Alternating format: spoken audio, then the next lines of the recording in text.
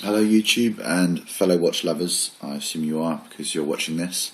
This is my quick review of the Nomos Orion Datum Weiss glass bottom, to give it its full name. As you can see, Nomos, of course, a German brand, independent, from Glashütte.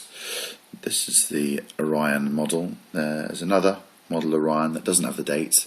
It's a bit smaller at 35mm. This is 38, and the glass bottom denotes the sapphire crystal caseback for you to admire the movement. But let's not get ahead of ourselves. The reason I'm posting this is because there's plenty of videos of the Nomos Orion on YouTube, but none of the Datum that I've found yet. I've just bought this watch and I thought I'd share it with you guys. Quick review, go over some of the features of this watch. As you can see, it's very simple, classic dress watch, such as the German Bauhaus way. Basic markers and hands and sub-seconds at 6 o'clock there. And of course the dates, I chose the date model. It's a bit bigger. Some think that it ruins the lines of the watch, but I quite like it. I like the functionality of it. You can see it there. It doesn't really interfere with the clean lines of the watch, in my opinion. Let's just get that hand out of the way. There we go. This is a hand-wound watch with the Nomos in-house beta movement, based on the Pessia 7001, which is hand-wound movement.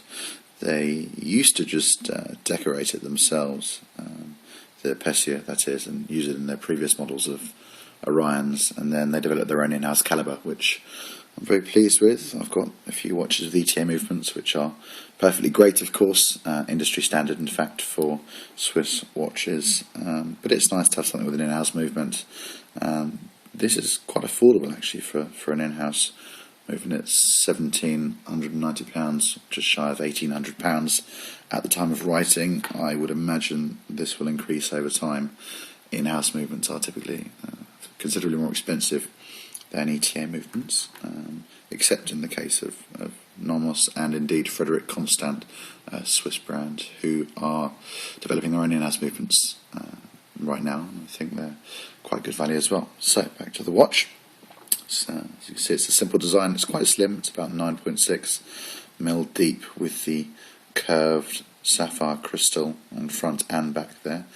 The model without the sapphire crystal at the back is a bit slimmer, but I think you'd be crazy not to want to view the movement through the case. I think it's absolutely beautiful. Nomos have done a good job decorating it. It's nothing too fancy. If you get this in focus, there we go. You can see the Geneva stripes there. You can see the gold Nomos writing. Glashütte, the place of origin, of course, and 23 Stein. I assume that means 23 joules, which this movement is. Balance wheel there, beating away at 28,800 beats per hour, which is pretty standard. It means for reasonably smooth sweep seconds there at 6 o'clock. If it was a full dial seconds, of course it would be a little more jerky, but it's difficult to see. But I think it looks very nice. So again, the movement, I think it's absolutely beautiful. I could spend hours looking at this thing beating away. Got the blued screws there, which are to give the screws, to harden them and make them less likely to corrode, but they also look nice against the finish there. I'm not sure if it's a German silver or nickel finish, I'm afraid, but you've got the gold writing there, nice contrast with the screws, and you've got this decoration on the wheels here. I forget what that's called, I'm afraid, but it gives it a nice sort of starburst effect. So back to the lug design here. They're quite long, slim lugs, very elegant design, I think. Classic, timeless, I suppose. I really like it.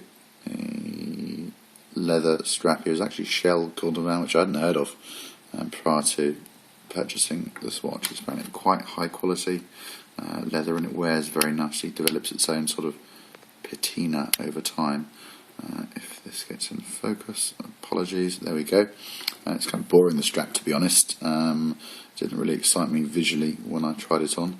at Salon QP in London last year. In fact, to be completely honest, I thought the straps they put on were kind of display straps that they didn't want to get messed up by lots of people trying them on. But no, this is the real thing. Very high quality. As I say, I'm told it's supposed to wear nicely over time. So I'll give it a while. I was thinking about switching it out with a gaiter strap or something padded to make it a bit nicer. But I'm happy for the moment.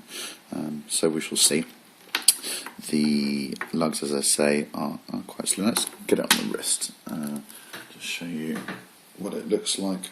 I've got a 7-inch wrist, and I think this 38mm dial goes very well. There you go. I can't go too much further back than that, I'm afraid, but there's no lug overhang, and I think it wears very nicely on my wrist there. It's very comfortable. It's quite light, and the strap does bend quite nicely. A lot of straps are quite stiff, but this one isn't. So there you have it. Accuracy's been quite good, 2.5 seconds per day. Fast, which I'm perfectly happy with. Almost signed clasp, of course. Signed on the crown as well, which I'll show you briefly. I wound it up this morning. It's a hand wind movement, of course.